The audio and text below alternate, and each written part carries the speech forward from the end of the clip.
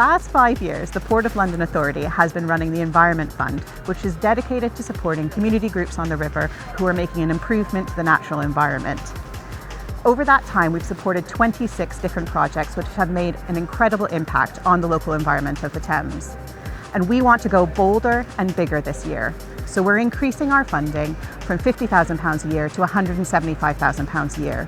This funding is possible because we are a trust port, which means we can reinvest our money to care for the tidal Thames and its communities. We're going to hear now from some of the community groups that have received funding in the past to hear about their projects and the impact that they're making on the tidal Thames.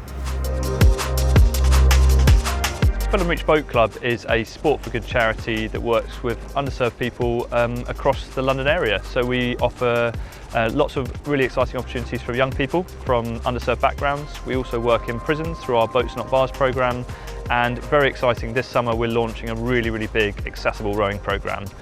If that wasn't enough, we also offer lots of environmental activities and river cleanups for people to get involved in. So we work a lot with the Port of London Authority, and the PLA Environment Fund looked perfect for what we're trying to do.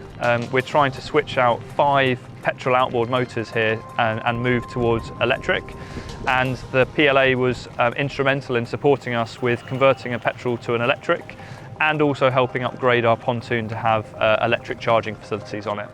So for us to switch out petrol engines on our coaching and rescue boats to electric engines has made a huge difference.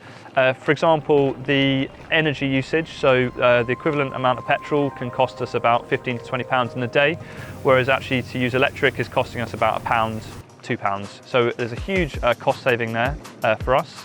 Whilst it's also being green electricity that we're using to charge our battery, so no CO2 emissions, which is fantastic.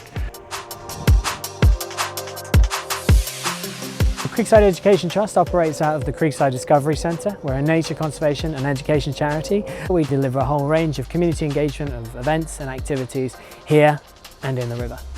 The PLA Environment Fund supported a programme of different activities here at Creekside. Supported fish surveys where we did citizen science. It supported litter picking of the creek. It supported an invasive species survey. It's important that we have an ongoing understanding of the species that we have in the creek, because that's a really good indicator of how healthy the river is. And obviously a river with a healthy population of fish is supporting all sorts of ecological benefits for the river and obviously for us as humans as well. So we applied for the PLA Environment Fund because we wanted to make a difference. So we came up with the project of looking at and trying to identify the microplastics that are in the River Thames, and we wanted to look at the seasonal change. The Thames Environment Fund was specifically for us to be able to go out and collect water samples, process those samples, and then try and identify and quantify the types of microplastics we could find within those samples. In terms of the impacts of our study, we've had one of our students present at Parliament. We're now working with some local schools to look at the different types of plastics that are around their schools as well, and we're hoping to take that forward into a new project. This project wouldn't have been possible without the funding that we got from the PLA. This project is very multifaceted. There's the science and the analytical side to it, but there's also the citizen science side to it and the outputs that we want from that. And then we also wanted to, be able to launch a kind of social media campaign and run poster competitions. One of the positives I found from applying for this particular fund is the amount of engagement we've had with the PLA. So I've quite enjoyed the fact that we've had to provide these progress reports because it gives you an opportunity to kind of reflect on what you've achieved so far, and then kind of gives you some focus and some direction for where you're going to take the project next. Furnival Sculling Club was formed in the late 1800s. It's developed over the years into a recreational and also performance club for activities on the river. In our strategy meeting last year, we put front and centre how we interact with the river. The petrol outboards that we were using at the time, one of them was coming to end of life, needed replacing.